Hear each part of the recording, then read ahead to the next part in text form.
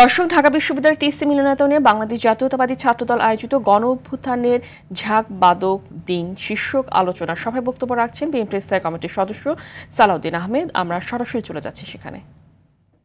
প্রতিষ্ঠিত হবে বাংলাদেশে কিভাবে গণতান্ত্রিক এবং সাংবিধানিক অধিকার মানুষের জন্য প্রযোজ্য হবে, সেই কাজ এখন করছি। আমরা সেই 15 তারিখের কথায় ফিরে যাই।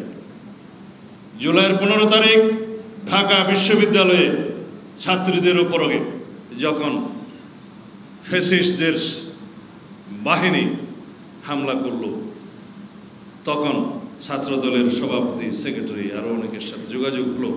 যারা আন্দোলন পরিচালনা করছে, নাম নেব না, তাদের সবার সাথে যোগাযোগ হলো। বিশেষ করে গণ অধিকার পরিষদের নূর এবং রাশেদের সাথে সার্বক্ষণিক তখন যোগাযোগ হলো। বললাম, আন্দোলনের স্ফুলিঙ্গ শুরু হয়েছে, এটাকে দাবানলে পরিণত করতে হবে। ছাত্র আন্দোলন এবং বিশ্ববিদ্যালয়ের শিক্ষকদের আন্দোলন একই সময়ে একই দিনে ঘোষণা হয়েছিল, আপনাদের মনে আছে, সম্ভবত জুলাইয়ের 1 অথবা 2 তারিখে। আমরা বিএনপি থেকে তাৎক্ষণিকভাবে নীতিগত সমর্থন ব্যক্ত করেছিলাম প্রেস রিলিজের মধ্য দিয়ে।